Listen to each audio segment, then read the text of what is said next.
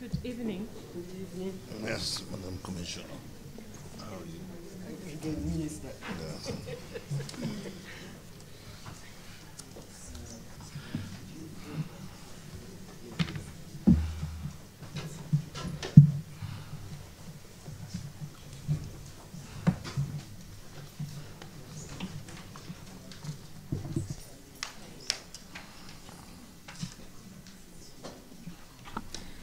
Thank you very much, colleagues and our guests. Thank you very much for your patience.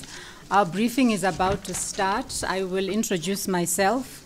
My name is Wayne Musabayana. I'm Head of Communication at the African Union Commission. And at this point, I'm just going to ask all of us to settle down so that we can begin our briefing.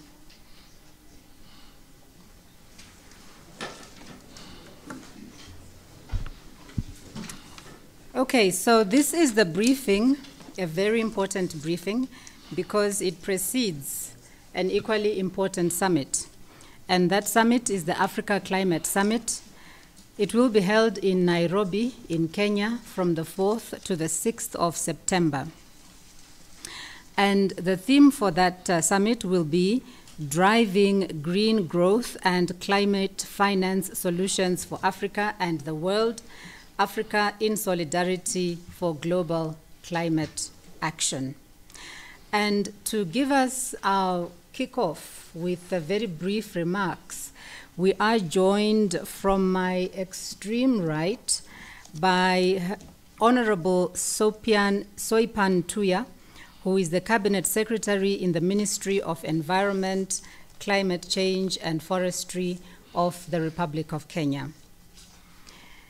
Then in the center, we have Her Excellency Ambassador Josefa Sacko, and she is the Commissioner for Agriculture, Rural Development, Blue Economy, and Sustainable Environment here at the African Union Commission. We then also are joined to my immediate right by His Excellency Ambassador Adekunle J.M. King, and he is the Ambassador of Sierra Leone and Chairperson of the Permanent Representative Committee, not of the Permanent Representative Committee itself, but of the Subcommittee on Environmental Issues. So these are our panelists today. They will kick us off with brief remarks, starting with the Ambassador. I beg your pardon, starting with Her Excellency the Commissioner, who is the host, and then coming to the Ambassador, and then finally from the Honorable Minister. So without much further ado, let me introduce Her Excellency Ambassador Josefa Sacko, the Commissioner for Agriculture, Rural Development, Blue Economy, and Sustainable Environment at the African Union Commission. Excellency, you have the floor. Thank you, my dear sister. Good afternoon, good evening, every one of you, ambassadors, partners. Let me acknowledge the presence of Her Excellency Honorable Soipan Tuya, the Cabinet Secretary of the Ministry of Environment, Climate Change and Forestry of the Republic of Kenya. I would also like to acknowledge the presence of His Excellency Honorable Minister. He's been made minister now. So he's a minister, but he's a current ambassador, but he's going to leave us to be a minister of Southern Integration, Western Region Integration in Sierra Leone. So His Excellency Ambassador Adekunle King, which is Ambassador of Sierra Leone and the Chairperson of the PRC Sub-Committee on Environmental Issues. Excellencies, Ambassador present here, partners, colleagues, it's really a pleasure for us to receive you here to give you a brief about this important event that is taking place in Kenya from the 4th to the 6th of September. This is the inaugural African Climate Summit. It's very important for us. So let me just go to why are we trying to organize this thing? Why we think that it is important for Africa to speak in one voice, for Africa to organize itself and be a partner, a global partner in this conversation of the challenges that we are going through globally. All of us, we are having issues of the climate change, so it's time for us to act now and to save this planet.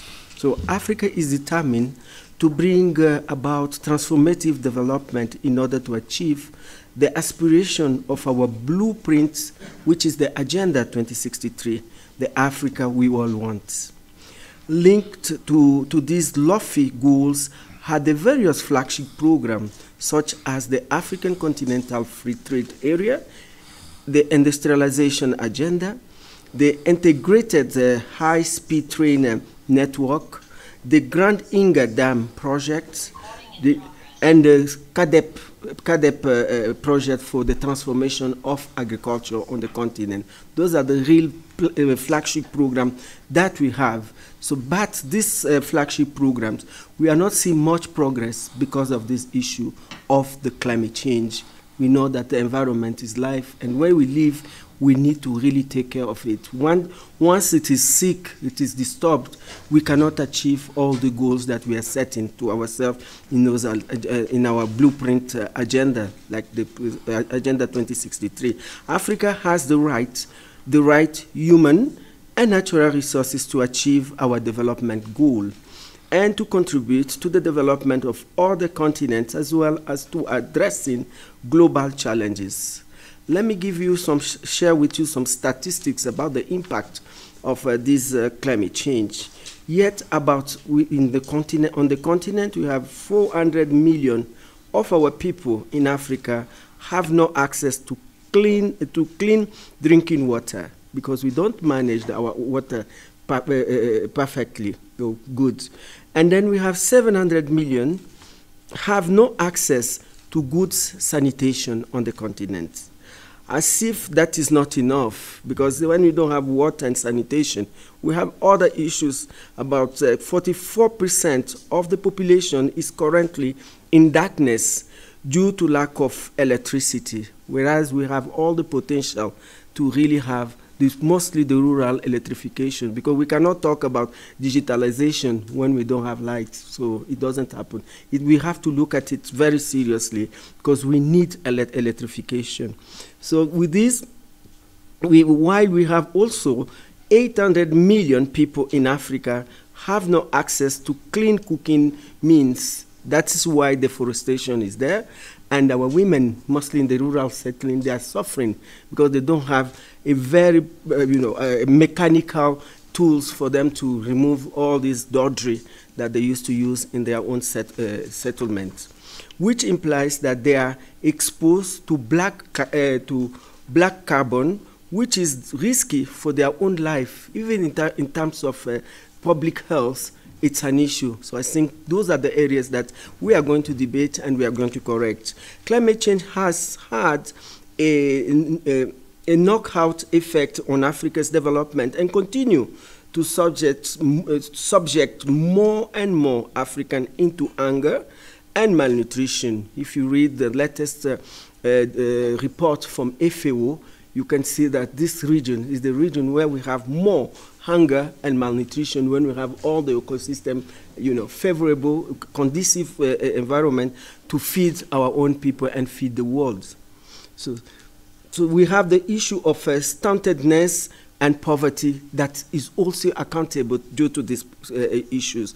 Our economy are also shrinking due to the effect of climate change and the recovery from the impact of COVID-19 pandemic, which has been very, very slow for us to recover. Debt stress has been compounded by the impact of COVID-19, climate change, and the unfair international monetary system, which tend to be biased against Africa. Our access to those funds, even the climate fund, is really an issue. That is why the theme of this edition, the first edition, is really rightly said. We want to drive a green growth and a climate finance solution for Africa and the world. So I think that's an area that we really need to focus very strongly. Therefore, with the wisdom of our head of state and government, they decided for the African Union to convene an African Climate Summit, and we are gratefully to the government of the Republic of Kenya through His Excellency President William Ruto for graciously offering to host it in Nairobi from 4th to 6th September 2024. And we will also like to welcome Minister here to come and brief us and with our partners, the ambassadors accredited here, so that you know that you can come and join us, because this is our conversation, but we want you people to come and support us where you have change experience, knowledge changing. The summit will be attended by African leaders alongside all the global leaders. We invited also all the global leaders and other relevant stakeholders to address climate change challenges and advance sustainable solutions in Africa. The summit will provide a platform to address the intersection of climate change, Africa's development, and the need for increased global investment in climate action, particularly in Africa. We are not polluters, but we are the most vulnerable on that. Our emissions responsibility is less than 4%. So that is why we are saying that this continent should be really assisted on those impacts of climate change.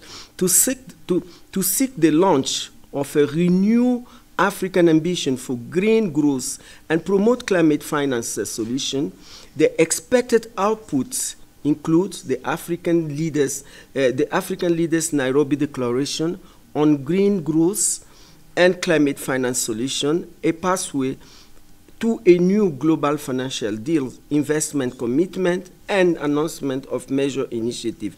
African Union member states and partners are invited to champion the green growth agenda and the green growth agenda and the climate finance plan.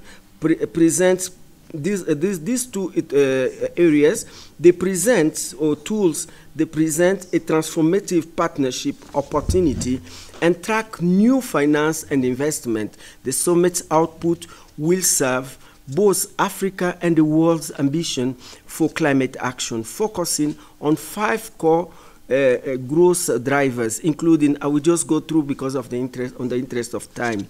So we are going to look at the just energy transition, renewable energy. This is key encompass expanding electricity access, ensuring clean cooking availability, enhancing energy efficiency, and exploring renewable energy possibility. The second one is green mineral and manufacture.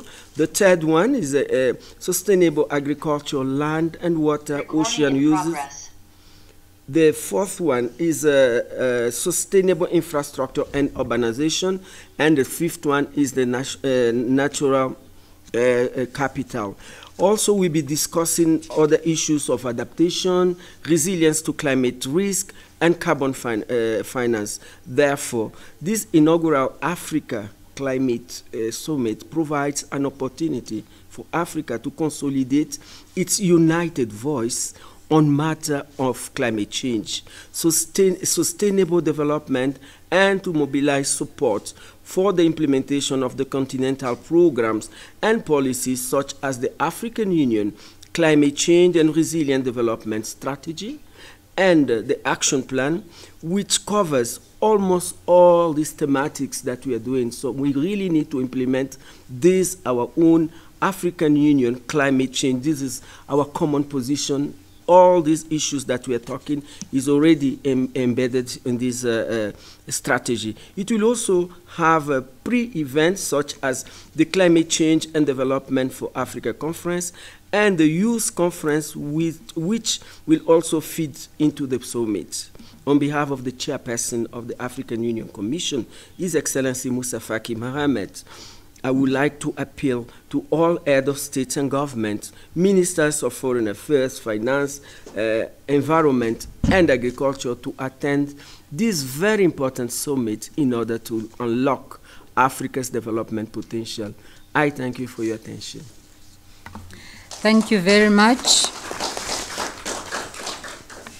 Thank you very much to Commissioner, Her Excellency Ambassador Josefa Sacko, for that introduction.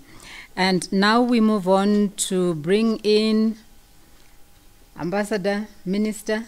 Congratulations, Minister. But he's here today still in his capacity as the Ambassador of the Republic of Sierra Leone, and also as Chairperson of the Subcommittee on Environmental Issues of the Permanent Representatives Committee of the African Union. Excellency, it's over to you. Thank you. Greetings, honorable ministers, excellencies, development partners, fellow Africans. I am honored to address you today as the chair of the Permanent Representatives Committee, Subcommittee on Environmental Issues of the African Union. Africa stands at a critical juncture in history. The challenges posed by climate change require our united action and unwavering commitment. As representatives of our great nations, we hold a collective responsibility to safeguard the future of our people and our planet. The PRC Sub-Committee on Environmental Issues is dedicated to ensuring that the aspirations of our member states are translated into impactful actions. We, the representatives of our beloved continent, gather to deliberate, strategize, and chart a sustainable course forward. It is heartening to witness the rising tide of youth-led climate initiatives across our diverse landscapes. Our young leaders are pioneering renewable energy projects, advocating for climate policies, and nurturing sustainable practices. Their passion and commitment inspire us all. As the convener of the Africa Climate Summit, the African Union provides a platform for dialogue, collaboration, and transformative action. This summit is a testament to our continent's resolve to take charge of our destiny and drive a climate-resilient development that resonates globally. We stand committed to amplifying your voices, your concerns, and your solutions. Through constructive dialogue and strategic partnerships, we are advancing policies that promote climate resilience, sustainable development, and environmental justice.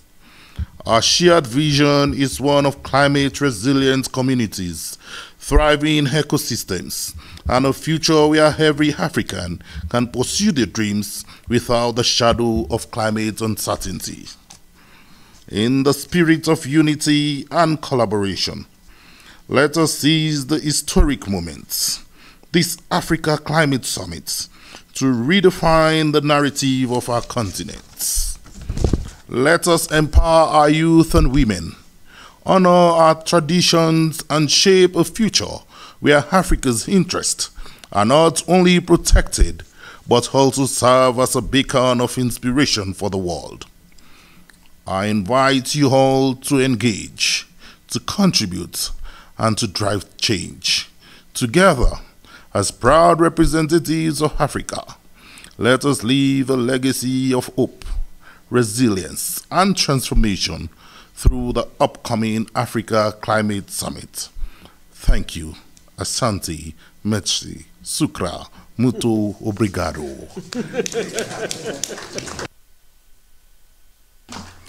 Thank you very much, Honorable Minister. We now move on to Honorable Minister Soipan Tuya, who is the Cabinet Secretary in the Ministry of Environment, Climate Change and Forestry in the Republic of Kenya. Honorable Minister, it's over to you. Thank you. Thank you very much. Am I audible enough? Excellency Ambassador Josefa Sacko, Commissioner for Agriculture, Rural Development and Blue Economy and Sustainable Environment, Excellency Ambassador King, Ambassador of Sierra Leone, and Chairperson of the PRC Sub-Committee on Environmental Issues of the African Union, Excellency Ambassadors, ladies and gentlemen, good evening. Is it good afternoon? I want to say that we have come full circle. It was right here in the precincts of the African Union headquarters in February this year that Her Excellency Commissioner Josefa Sacko and I initiated the process through sittings of putting together the Africa Climate Summit. Following the offer by His Excellency, the President of Kenya, Dr. William Ruto, of Kenya's readiness to host such a summit as the current coordinator of the African Union's Committee of Heads of State and Government on Climate Change. The 36th Ordinary Session of the African Union Assembly granted Kenya's request and approved that Kenya and the African Union Commission do co-host the Africa Climate Summit from the 4th to 6th of September 2023. We are back here, and gladly so, to announce that the plans for the summit have been finalized and that Kenya and the African Union Commission are waiting for the world in Nairobi in under 3 weeks from now. We have recorded overwhelming interest in the summit and have so far registered and accredited over 13,000 delegates from 136 countries. We have the confirmations of 15 heads of state and government from Africa, and the confirmations are still streaming in, as well as quite a number from global leaders and partners across the world. And this includes high-level representatives from the international organizations, civil society, business and private sector, and the youth. We are here in Addis to meet with the Permanent Representatives Committee of the African Union, as well as the Ministers of Environment under the umbrella of AMSEN from across Africa, to push this agenda and request them to interest their presidents, heads of government, and their senior government officials to attend and participate in the Africa Climate Summit. Ladies and gentlemen, in the past few months, we have been engaging intensely with African leaders and different groups on what the summit should achieve. We therefore look forward to having as a key outcome of the summit the Nairobi African Leaders Declaration on Climate Change and a solid call to action, which will, among others, include the call for a new climate change financial architecture, as well as a process of recasting Africa's debt situation, given the climate change and debt nexus, and the fact that for most African countries, they are not able to engage in proper adaptation and mitigation activities due to debt distress that leaves very little or no capital to engage in climate change-related action. The inaugural Africa Climate Summit is unique in many respects. It is, as has been said, the first of a kind. It is the first time that the African Union has called all African leaders for a conversation fully dedicated to the topic of climate change. The summit has been long in the making. Some of you may recall that in 2019, the African Union Assembly passed a resolution that called for this summit. The African leaders were prompted by the fact that the African continent and Africans themselves bear the greatest burden of climate change, despite the fact that Africa's historical and current emission levels of greenhouse gases is very low.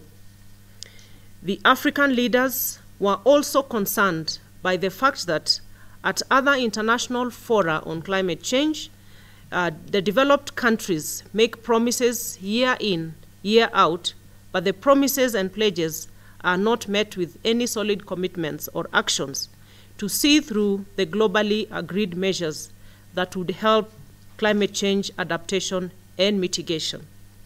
The summit is therefore one that is proposing a very bold and new narrative so that we don't continue doing things the same way and expecting different results.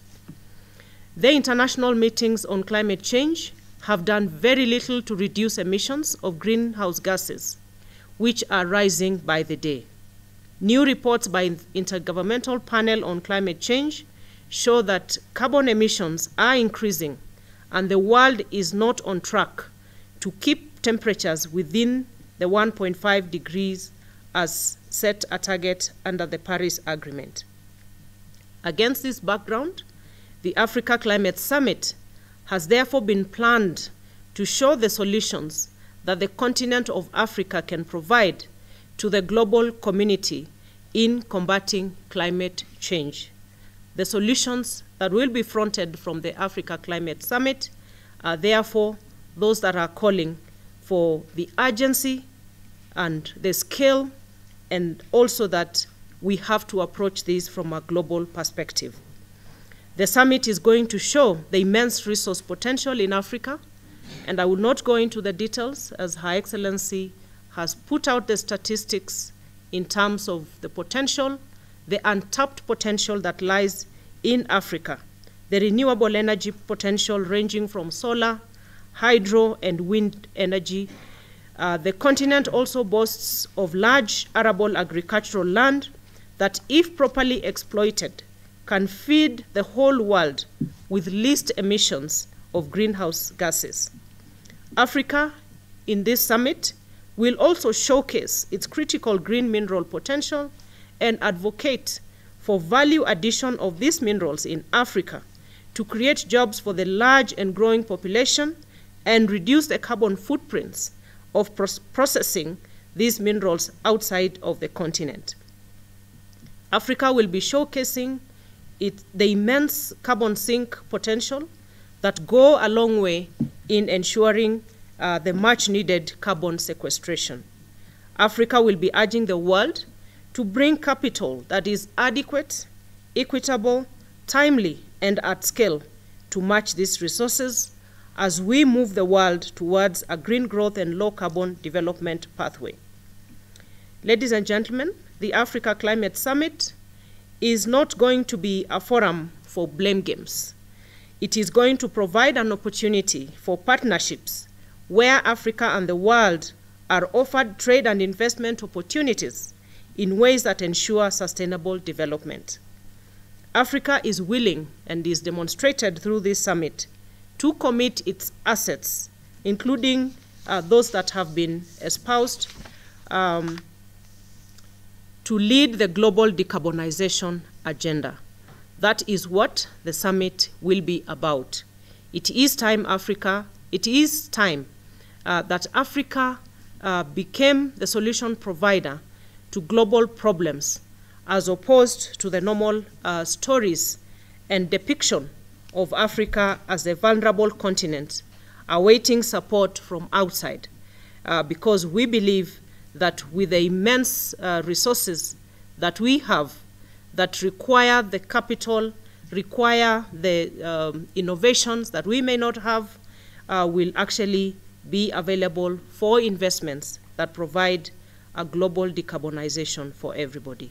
As Africa, we are committed to pursuing a vision of climate-positive green growth that will drive inclusive economic growth, poverty reduction, and job creation, while limiting our emissions and contributing significantly to global reductions.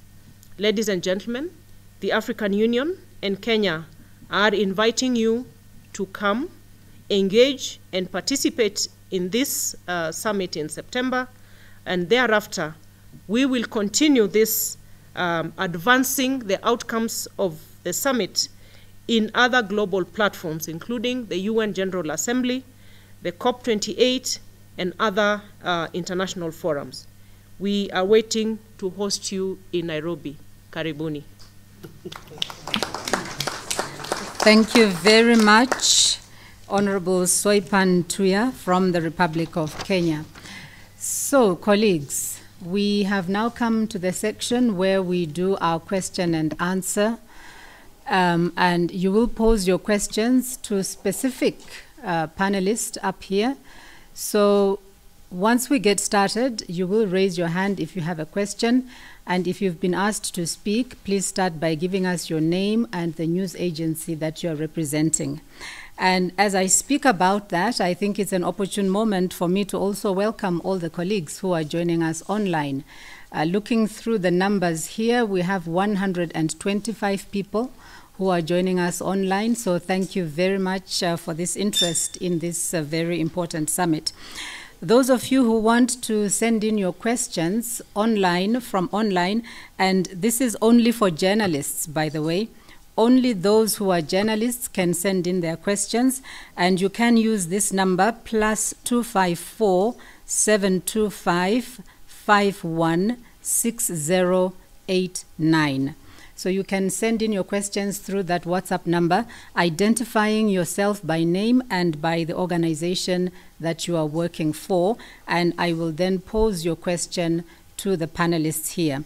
I think also to make my work a little bit easier, also indicate to whom that question is intended.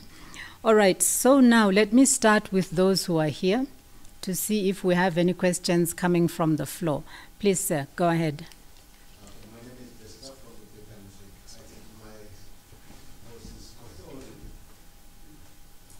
My name is Desta. I'm from the News Agency. And one of my questions is that it has been clearly mentioned that pledges and promises has been met since the Paris Agreement and has not yet been met with solid commitment and actions.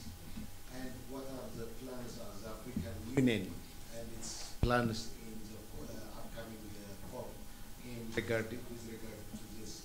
It's been a long time just rolling over promises and again and again.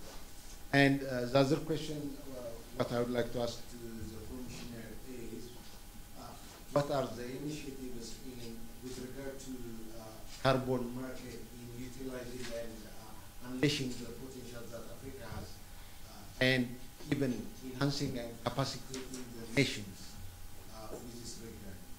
Especially, I think it's quite visible with the African Development Bank is doing some flagship projects with regard to solar and other feed Africa and so on. And what are the practical things that are ahead that you are planning with regard to the carbon market? Over to you, Commissioner. Thank you very much.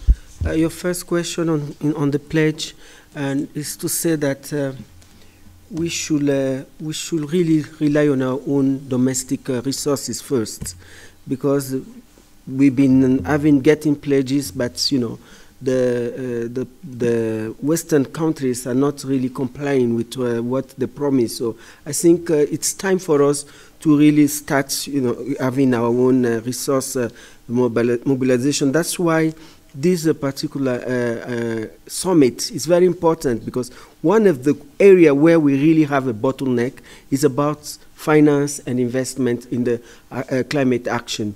And we believe that with this new initiative, this solution, climate finance solution that we are going to debate and to put it as part of our priority, we will solve a lot of problems, even internally. Let us look what type of resources we have at local level. We have a lot of initiatives. Many countries are doing a lot. Our African countries are spending 2% of their budget to climate actions. I will say the examples are there. Let me talk about my own country, from Angola. We have the drought, very serious drought in the southern region here in Namibia.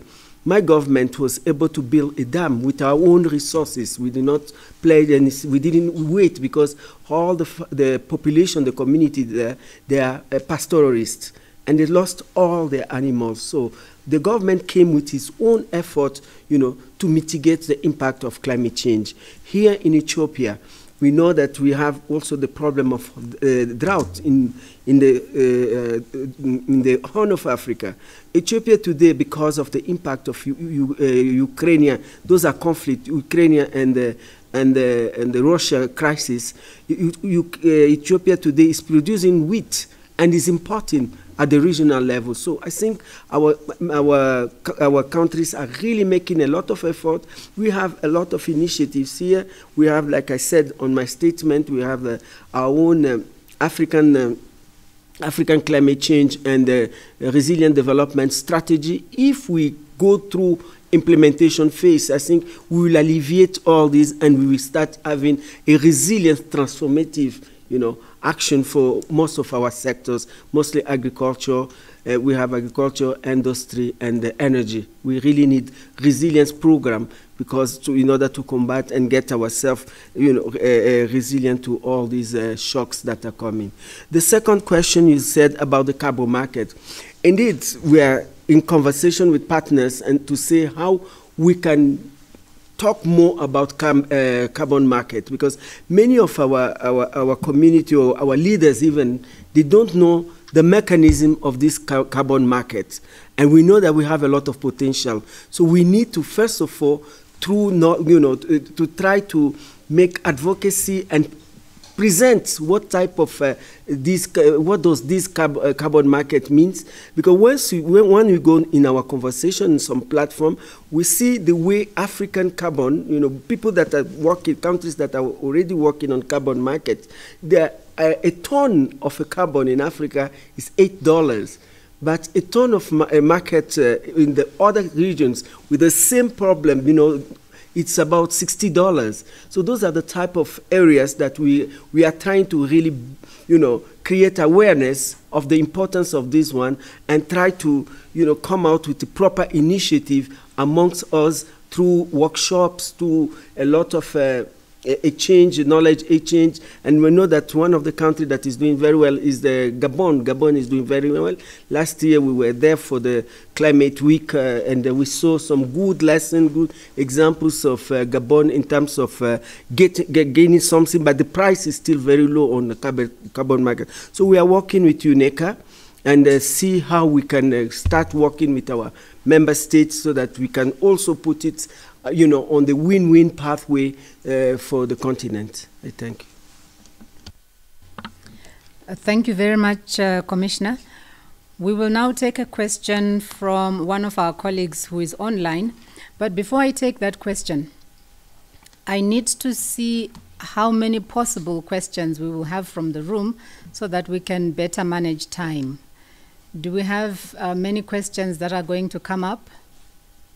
We have one hand. All right, so I think I can take these two questions from Judith Akolo, who is working with the Kenya Broadcasting Corporation, and she's in Nairobi.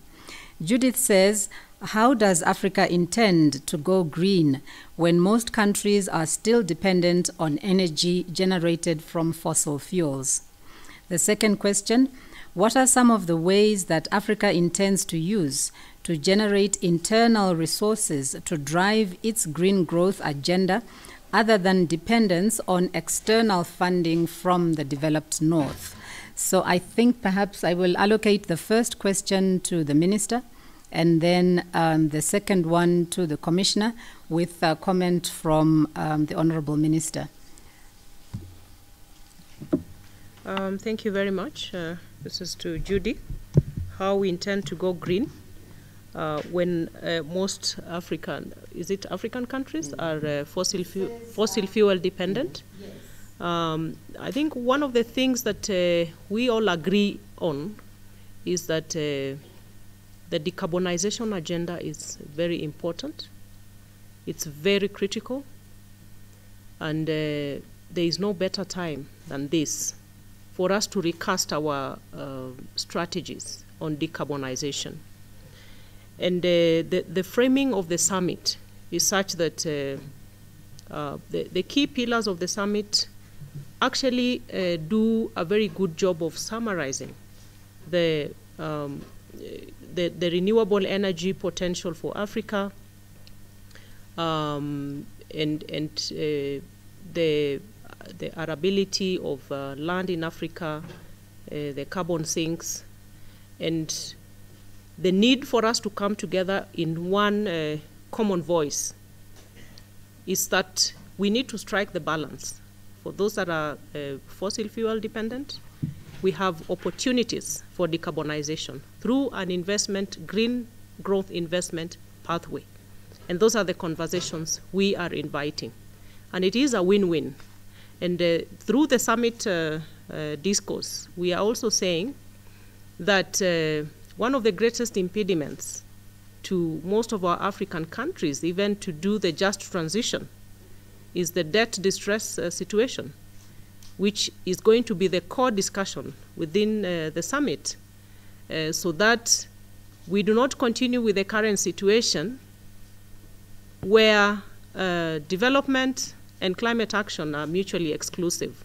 It is not sustainable. We cannot, they have to go hand in hand. And that is why, as we talk about green growth, we are talking about the financing aspects. And we are going and working round the clock to make sure that we have a common position that brings a win-win for everybody, because even for countries that depend on fossil fuels, we are in agreement that we need to move, we need to transition. So it is about how do we do that in a just fashion? How do we ensure that there is equity, fairness in the proposals that are put on the table in terms of investments and financing opportunities? So that therein, in the question raised by Judy, is the reason why we are putting our heads together, so that we can come up with win-win solutions that deal with our debt issue, the development agenda, to go hand in hand with the climate action and decarbonization. Thank you. Thank you. Over to you, Commissioner, for the second question. And then after you have done, I would also wish to have the view of the Ambassador on that very same question. And that question was, what are some of the ways that Africa intends to use to generate internal resources to drive its green growth agenda, other than depending on external funding from the developed North? Thank you. To me, is first of all, at the national level, our government have to know that the issue of environment and climate change is not just a rhetoric. It is a fact, because we are living on it. We are seeing it every day. We are seeing the way, this climate change actions is really devastating Africa. So if we want to survive, to rescue our community, our populations, as a government, as a policy, we need to really have, at least we need to really put some percentage on the climate action in the budget, in the national budget. We have done it in agriculture with the Malabo Maputo Declaration. The head of state came, they said, food security is a priority for Africa. We should invest at least 10% to the budget. If we do it for the climate action, I think we will solve most of the problem of domestic mobilization. So it has to start from the government, because today we see that all these sectors or these issues that we are looking at the global agenda, like climate change, crisis, all these, they are all interlinked. So we can, and the impacts are there. The impacts are there. So in order to prevent any escalating, risk on those issues, it's better for us to really, when we are setting our, that's why I'm happy that during this summit we have ministers of finance. Let them sit in table with us, and when we are dividing the cake, this climate action, because most of our countries, we have ministries of environment, and those ministries have to really be on board the way the ministries of health, the ministries of education, the ministries of agriculture have to be, you know, and the ministry of infrastructure. All these are really issues of development. We cannot put it aside. That's the way I see it. And we can also, through this carbon market, mobilize the private sector, the African private sector, to be interested on that, so that we can also, you know, have some type of investment in those areas. To me, that is really the reason. Like I said in my first answer, we should not rely on external funds. We have to. Africa has a lot of natural resources. If it is properly governed, if it is properly managed, I think we can really take. It's a matter of policies and it's a matter of priority. Thank you. Thank you very much, Commissioner. Ambassador King, I don't know if you have an additional comment. Yes, please just repeat the question so I can. The question was, let me just find it. All right. So Judith is asking, what are some of the ways that Africa intends to use to generate internal resources to drive its green growth agenda without depending on external funding from the developed North? Okay, thank you very much. First of all, we must learn to throw down our buckets where we are, knowing fully well that we are surrounded by waters. Interpreted to mean, help yourself, and perhaps others will help you. We don't have to sit and cry and wait for external support. And there are many ways as African nations we can achieve this. For example, we can impose environmental tax on some of the multinational companies that are doing mining operations and activities in our different countries. And also, we should increase knowledge of our public sector workers and knowledge of what we have in situ before we offer some of these contracts to these multinational companies. Because when they come to negotiate, you realize that there is what is known as knowledge asymmetry. They know more about what is in the ground than you, the government. And so we mortgage our resources. So one way we could address that is by also having clauses in the agreements that provides for corporate social responsibility obligation of some of these companies. As Minister of Labor in Sierra Leone, I visited a mining site in 2019. It was sickening to see, what has been left behind as a result of the exploration and exploitation of rutile in that community. We entered that community during the night. It was as if we entered the belly of hell, the bottom of the sea. Complete darkness, whilst electric cables, run overhead into the mining complex or facility. I said to myself, no, this is unacceptable. It's exploitative. It's wicked. Because the people in this community, cannot benefit from basic electricity.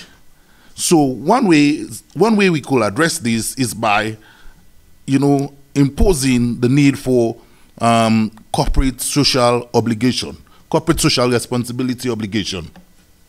And also, we should also implement policies that deals with intergenerational and sustainable development. Take, for example, we talk about the oil in Nigeria today. The oil in Nigeria. These resources are non-renewable resources. Once they are exhausted, you cannot replace them.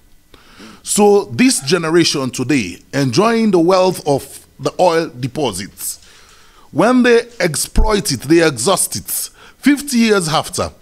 So what are you going to do for the future generation?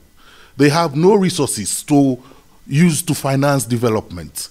So we should put in place intergenerational equity trust funds, things like this. We should put in place sustainable development practices, wherein these resources, for example, cannot be used sustainably, but we should look at issues such as quasi-sustainability.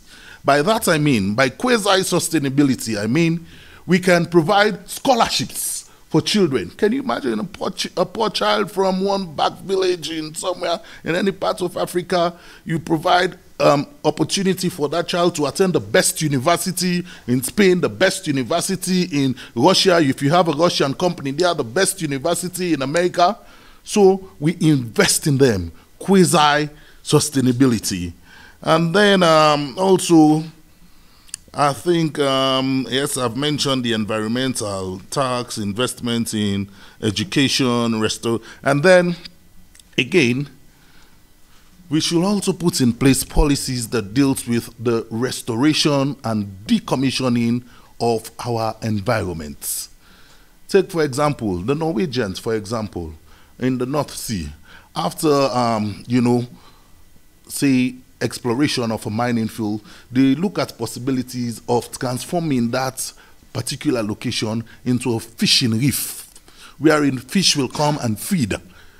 But in most places in Africa, Sierra Leone, for example, I visited that mining site operated by an Australian company. They just exploit the resources, abandon the place, leave it very dangerous for even children to play around, wherein they will drown themselves there, they kill themselves. So we should actually acquire knowledge, we should raise resources from within, and then we should embark on sustainable and intergenerational policies. I thank you.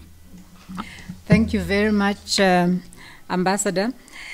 Now, I saw some hands from our partners earlier on, but allow me please to finish with the media, and then we will accommodate others if we have enough time. And there has been a flurry of questions coming from online journalists. So the first one is from Andwalem Sisai from online media, New Business Ethiopia. And Andwalem says, my question is, why is it significant to host this conference in terms of pushing Africa's sustainable development agenda? I think, Sisai, there you wanted to say Africa's Agenda 2063 with climate-friendly energy sources. Commissioner, this one is for you. Can you come again? Why is it significant to host this conference in terms of pushing Africa's Agenda 2063 with climate-friendly energy sources? Thank you. I know that our Agenda 2063 has put climate action and environment issues very clear. So it's clear. That is why we have this Department of Agriculture, Sustainable, Rural Development, Blue Economy, and Sustainable Environment. So we are really committed in this agenda. And we've been saying that we are going from one COP to another, and we don't see anything. That's why our head of state and government, they took a decision for us to have, for the first time, let us sit. We are well organized in terms of the climate agenda. We have CAWOS, we have the organ, the proper organ in African Union that deals with this agenda of climate.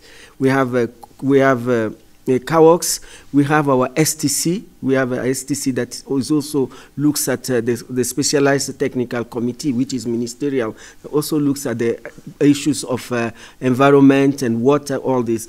So what I want to say is that throughout we are in COP 27.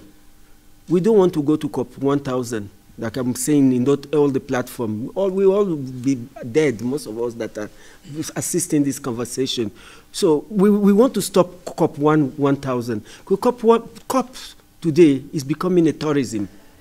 It's becoming a tourism instead of it to solve the real problem.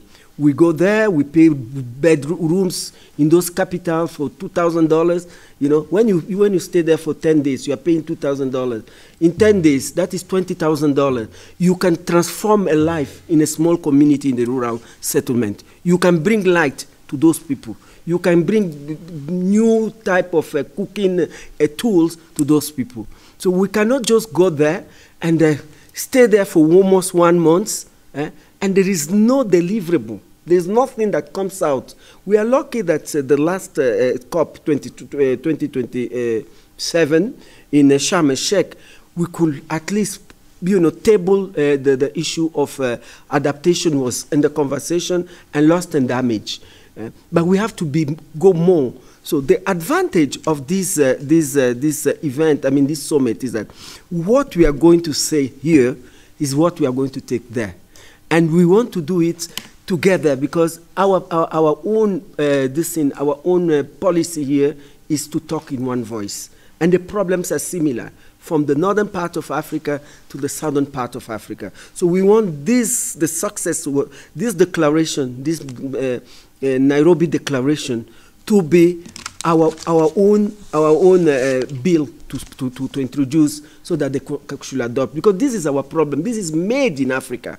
This is a demand-driven through African Union, through our member states. It is not coming from the other side.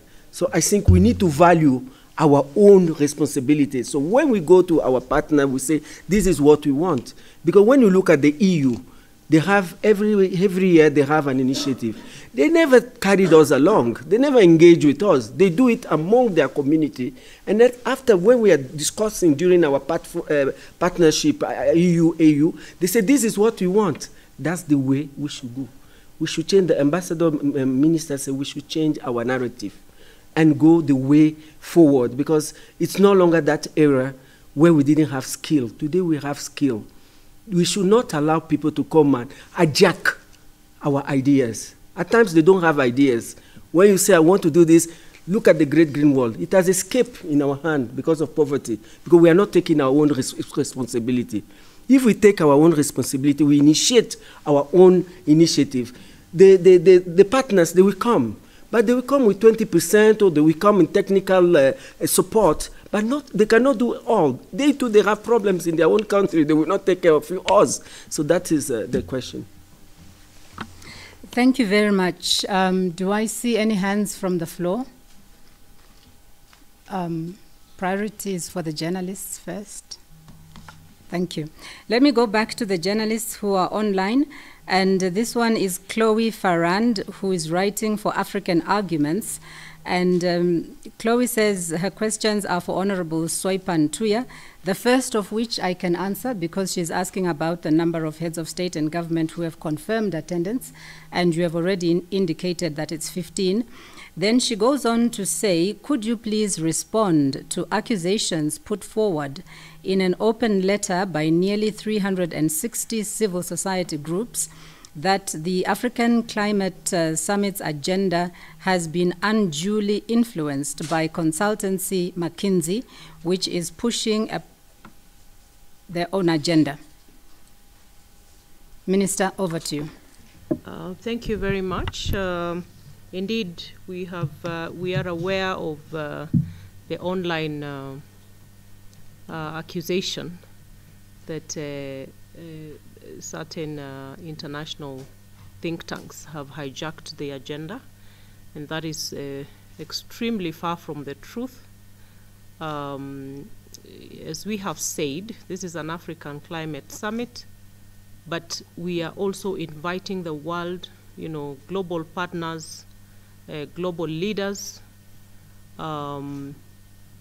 who are interested to hear the African narrative and the proposals we are putting on the table, which are saying that all the initiatives that have been done, the COPs, the call for reform of international financial institutions, the Bridgetown initiatives, all these initiatives are good, and they are all attempting to respond to the climate action and the climate crisis that we have in our hands.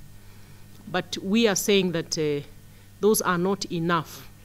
From the African perspective, they are not enough, and we want to present our lens of what we want to see in terms of climate action.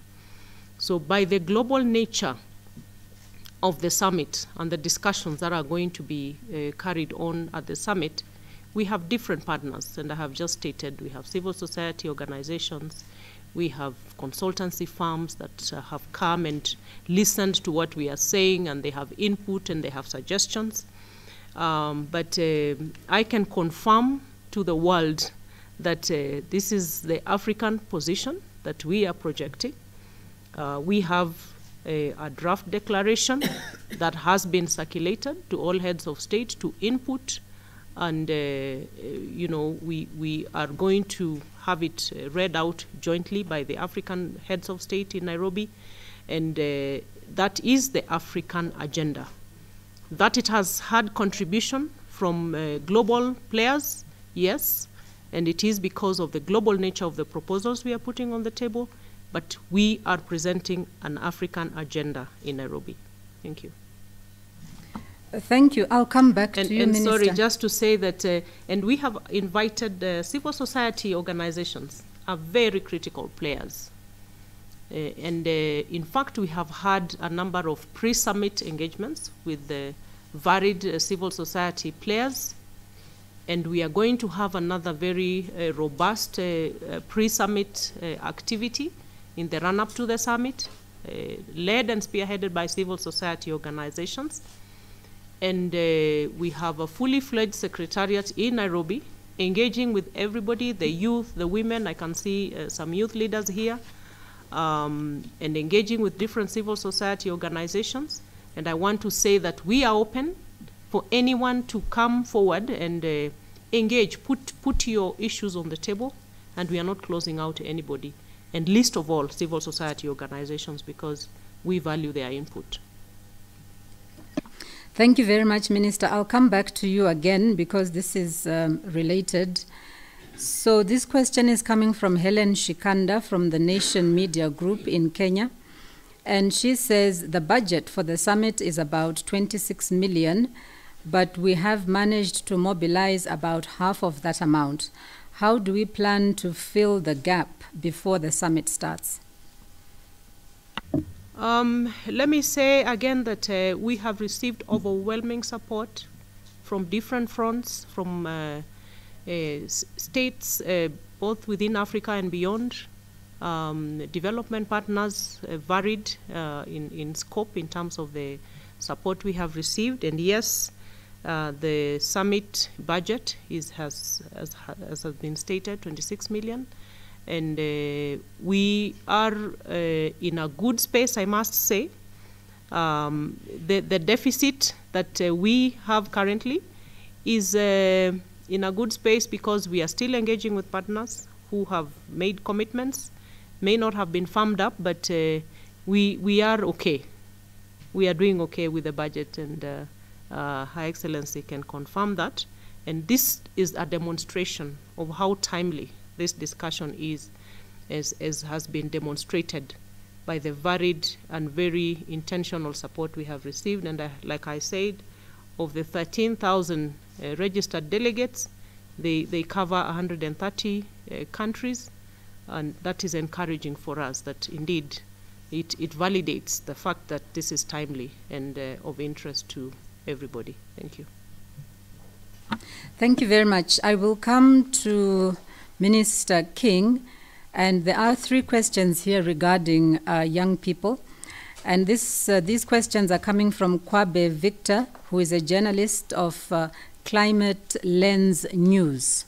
So the first one, Victor says, what is the role of the youth in forging a path forward in green jobs and a green economy? The second one you have already responded to, I think, in your first comments, where he's talking about engaging the youth and building their capacity. So I think that one has been responded to already.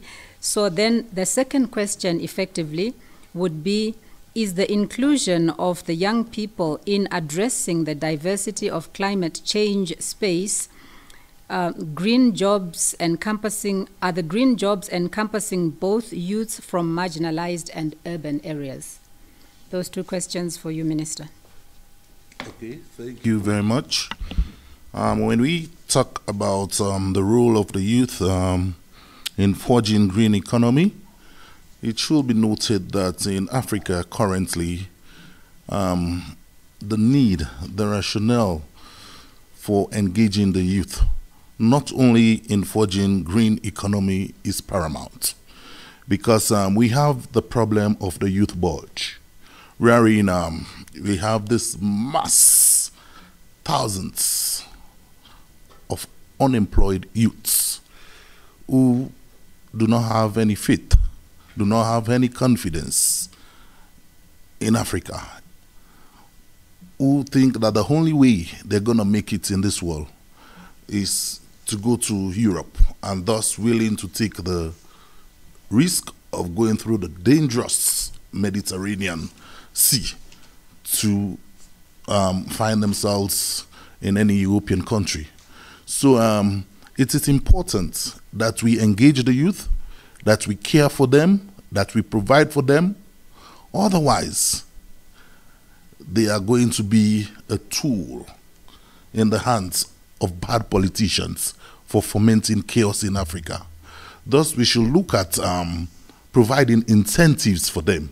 In the rural areas, for example, certain NGOs I know in some parts of Sierra Leone, around the Gola Forest, they provide financial support to the youths so that instead of engaging in maybe logging of trees, you subsidize that revenue. Somebody mentioned, how serious are we in terms of pursuit of green energy solutions when we are still dependent on fossil fuels, that is oil, coal and gas. So we need to see how we engage the youths, how we provide incentive for them, innovation, again training, the need for to support their innovation, their innovative abilities and tendencies. And in that way, we will be able to bring them fully on board to support government development aspirations, not only with regards green energy, but with regards the general socio-economic situation in Africa. Thank you. Just the last part of that question, Minister, was what you are talking about. Does it include both youths from urban and from marginalized areas? Definitely, it includes both youth from both urban and marginalized areas, because as it is now, it is even very difficult to draw a distinction because of what you refer to as the rural-urban migration. Because of underdevelopment, most of the youths whom you expect to find in the rural areas are now in the urban area. Yeah, so it's applicable. Thank you. Thank you very much. Let me just sweep through the room again for the journalists in the room. Do I see any more hands? No. All right, let me go back to our last set of questions coming from our online audience. And this is coming from Coach Gilbert of Radio Africa Group. And I will put these questions to the Commissioner. African countries are often accused of not forging a united front during climate change talks, yet they suffer the most. Will this be addressed during the summit? That's one.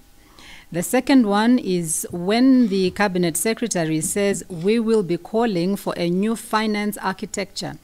Does this mean that all the loans that we have borrowed from international partners will have to be renegotiated afresh? That's two.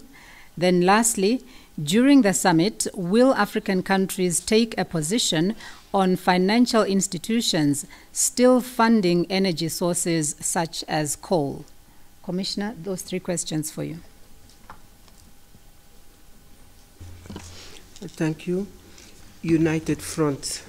That's a very good question. Are we really united in Africa? Are we really united in Africa? That's an open question too. Back to you. Because we're supposed to host the AMSEN here. Our ministers are in the town, but they are not in the same journey with us. Are we united? So if we don't change that mindset, if we don't respect our institution, if we don't respect our culture, we will not attain the objective. I'm sorry to say that, but we will not attain the objective. We need to be united in order to go to this front. We have a CADEP. We are pushing the CADEP. The CADEP is not functioning because of lack of unity, lack of implementation. So we hope that this declaration that is coming should be really a reality. Because we are the one exposing ourselves by our behavior. I think Africa, let us stand and look at this continent. We have a lot to give to the future generation. The second one, the new financial architecture, I think it's time for us to change this architecture and for us to force to change this architecture, the international financial architecture. Because even when we look at the climate agenda, we are really, we as African countries, we don't get much support from all these, the Green Fund. So we need to change. We need to change the overall for the development. Because when we look at the interest rates that we get from the Bretton Woods institutions, it's about 7% for Africa. What is the gross rate? I mean, the gross rate of each country. A country, you have a gross rate of 2%. Will you go and get a loan of 7%? When are you going to pay? That's why we are saying we want, this international financial architecture should be changed and should benefit us also as well. You see, as if they did it against us. 7% is too much. So after we enter in this third question, you're saying of debt relief or whatever, I want to really congratulate. I think is one country that was able to manage it in this G20 that Zambia. I really commend Zambia for negotiating, and I think it should be done for many countries. I think Ghana is trying to also work on that, and many other countries to have the debt relief, mostly after these two big shocks that we went through. Our economy, whatever we gain as a progress, dropped down because of COVID-19 pandemic, now the war of Russia and Ukraine. So I think it's the moment for us to really come on the table and I know that President Ruto is really championing it very well, this architecture, and all his peers are trying to join him on the same key message, because we have to have key message. Your first question is united front of what is happening in this capital of Addis Ababa, with the headquarters here, with all the privilege. We don't have a united front. We are not going to go anywhere. Allow me to just support the point on the new financial architecture. As I had said earlier, we are talking about the need for fairness. We are talking about the need for equity. We are talking about accessibility and fairness in the risk parameters applied in the dispatch of the funding that goes towards development, as well as climate action. And again, the proposals on the table in terms of the fairness and the equity we want to see is where we have a mechanism which is global in nature, contributed to by every other actor in the globe towards the decarbonization agenda, which will take it out of, the national interest capture, and one where the main parameter for dispatch or allocation will be based on the decarbonization need.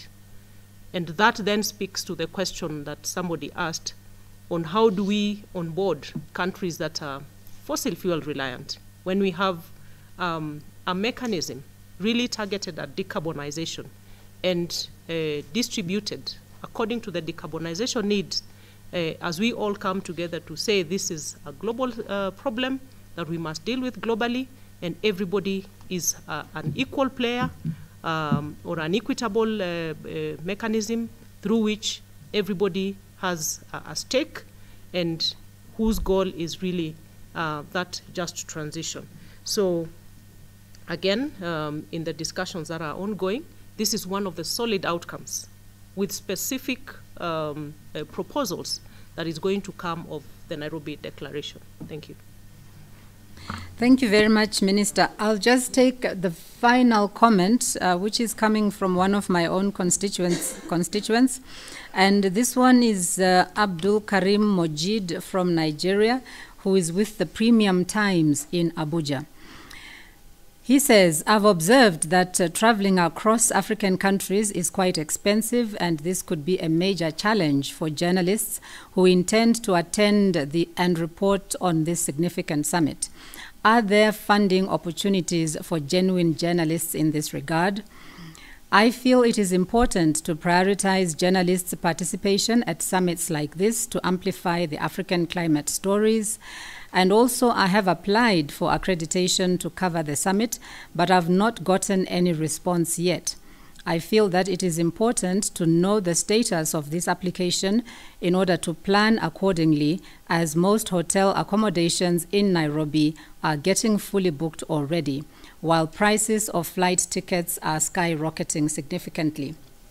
So very briefly, in response to our brother Abdul Karim in Abuja, there aren't any funding opportunities that I'm aware of, unless perhaps some of our panelists might be able to shed more light on that. I'm not aware of any funding opportunities for journalists to attend this summit. And then to the issue where you say it is important to prioritize journalists, yes, definitely. And if you want to have more information on this summit, you can go to the African Union website, which is www.au.int. There is a landing page that is speaking specifically to this summit, and there is information on how journalists can get to accredit so that they can attend. And I believe there is also another website, which is Africa Climate Summit. If you look it up online, you'll be able to find it. And both those sites are providing ample guidance for journalists to be able to participate. Then as to your last question of I've applied for accreditation to cover the summit, but you've not gotten a response as yet, I do encourage you to go to that African Union website, because there are contact details. And the key focal person on this summit is called Molalet. So if you go to that website and you see the address of Molalet, then you can write to Mola, and he will be able to attend to any inquiries you might have in terms of getting a response or not getting a response. And then finally, I just want to encourage all the journalists to accredit through this website, www.au.int,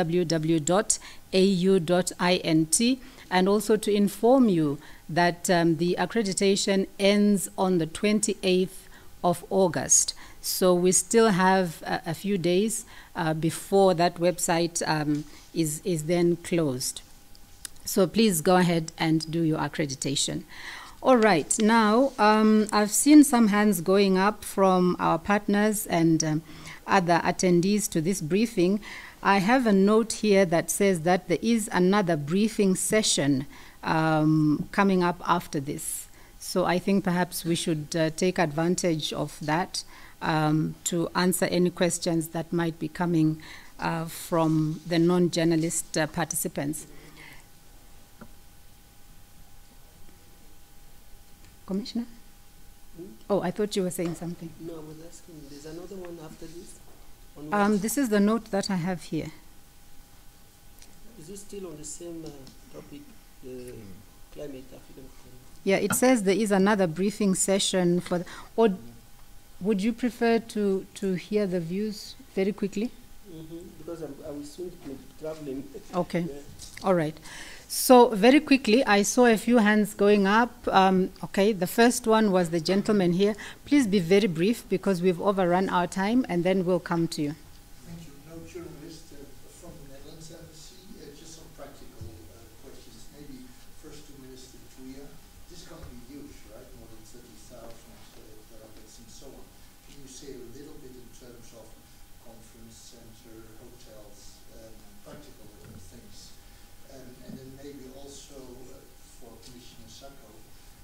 to get from that big thing to declaration, that's a long way.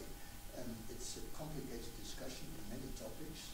Is there already some kind of structure how you want to have the sessions? Is there a draft program already that we can look at? Thank you. Thank you. Let me just combine the questions. Please go ahead. My name is I'm the Danish ambassador to Ethiopia and the African Union. Thank you, Honorable Minister Tuya, and congratulations on the summit, and Commissioner Sacko. Really great to hear all your comments. My colleague Ambassador King, good to see you again. I just want to mention from the Danish side that we have specifically supported a prep meeting together with my Kenyan colleague Ambassador Jean here in Addis on early warning system and how important this is for the meeting as well. And I would like to also congratulate you on all the comments on the African ownership. This is really, really important. My minister, the Danish Minister of Development and Global Climate will attend, but we are coming, of course, from not the other world, but because we're together on this, but it's really good to hear about the new financial architecture. This is something we would like to support as well, even though we are not part as such or members of the African Union, but I think it's very important. And coming to that, this is a global issue. It's not only an African issue, of course, it's a global issue. I would just like to encourage Kenya and the African Commission to share the declaration as soon as you can, also with the partners who are not part of the African Union. It's really useful for us so we can support as much as possible. Thank you very much. Thank you, Ambassador. So, Commissioner, maybe you could respond to the two questions posed by... No, the first one I think is the minister. Yeah.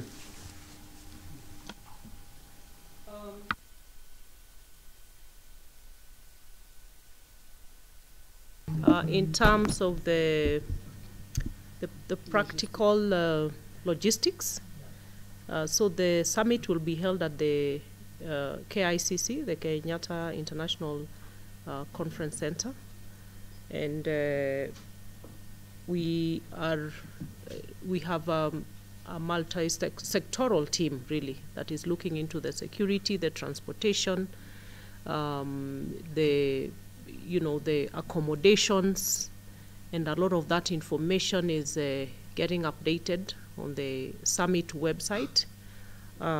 We have had very robust engagements with the diplomats in Nairobi from across the globe, as recently as yesterday morning, and therefore that information is out there. And I'm not quite sure what specifically you're looking for, but the information is out there. We are set, and all the concerns have been taken care of. We are offering visas on arrival for our delegates. That information is also out there to make sure that we have no bottlenecks. And we have gauged the capacity of the conferencing facilities at KICC. We have gauged the capacity of our hotels against the numbers that are coming through, and all is taken care of. That's all I can say. And of course, to the Danish government, we are extremely,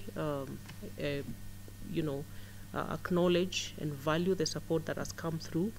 Indeed, the secretariat offices that we are sitting on in Nairobi are fully supported by the Danish government, and we are happy to hear that even with this solid proposal for a new financial architecture for climate action, that you already have the desire to support, and that is encouraging to show that really what we are discussing is timely and resonating with our partners globally. Yeah. Thank you, Minister.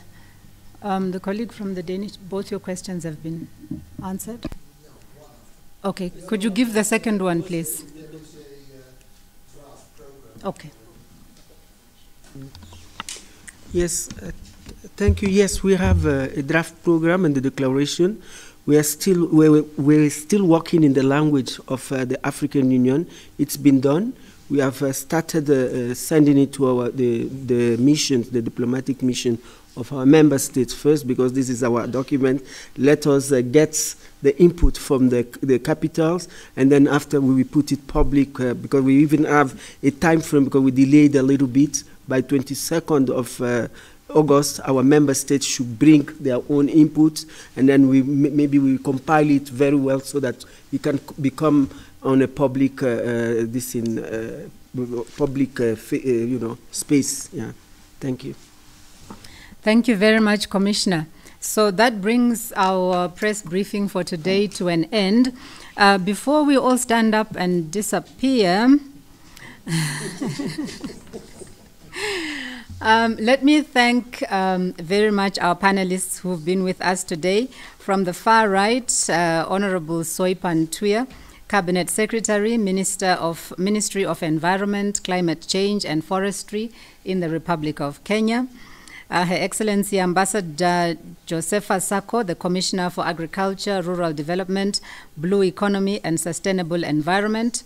His Excellency Ambassador, soon-to-be Minister Adekunle King, who is here representing Sierra Leone and is the Chairperson of the PRC Sub-Committee on Environmental Issues.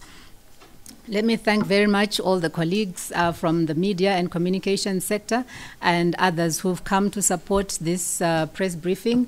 And also thank you very much to those who've joined us online, and of course the technical team that has made it possible for us to communicate and to have such a successful briefing. So thank you very much, everybody. Good night.